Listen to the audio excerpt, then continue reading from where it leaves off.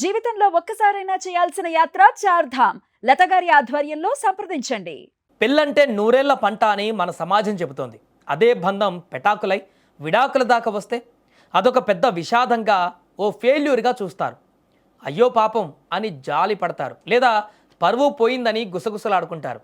కానీ ఆ మూస పద్ధతిని బద్దల కొడుతూ విడాకులను ఓ పండగల, ఓ పీడకల నుంచి వచ్చినటువంటి స్వేచ్ఛలా సెలబ్రేట్ చేసుకున్నారో కుటుంబం. ఉత్తరప్రదేశ్లోని మీరట్లో జరిగిన ఈ సంఘటన ఇప్పుడు నెట్టింట వైరల్గా మారింది.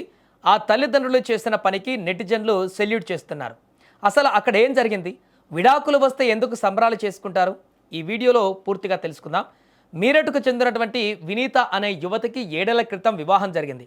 ప్రతి తండ్రిలాగే ఆ తల్లిదండ్రులు కూడా ఎన్నో ఆశలతో, కోటి కలలతో కూతురిని అత్తగారింటికి సాగనంపారు. కానీ ఆ 7 ఏళ్ల వైవాహిక జీవితం వినీత పాలిట నరకంగా మారింది. బంధం అంటే ఇద్దరి మధ్య ఉండవలసిన ప్రేమ, గౌరవం అవి లేనప్పుడు ఆ ఇల్లు ఓ జైలు లాంటిది.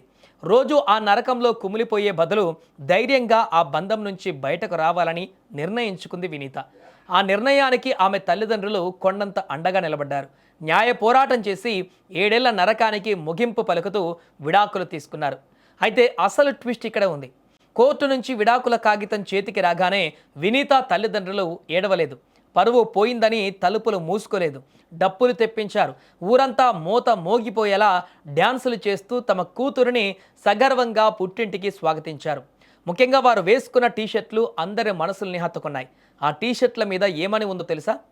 I love my daughter, my heart and soul. నా కూతురు అంటే నాకు ప్రాణం, నా ఆత్మ అని ఆ తండ్రి కాలర్ ఎగరేసి మరీ ప్రపంచానికి చాటి చెప్పాడు. ఈ ఘటన మన సమాజానికి, ముఖ్యంగా ప్రతి తల్లిదండ్రులకు ఒక చెంపపెట్టు లాంటి మెసేజ్ ఇస్తుంది.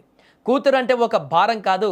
కష్టాల్లో ఉన్నప్పుడు మగవాళ్ళు అన్నాక 4 మాటలు అంటారు. సర్దుకుపోవమ్మా, సమాజం ఏమనుకుంటుంది అని బలవంతంగా మళ్ళీ అదే నరకంలోకి పంపకండి.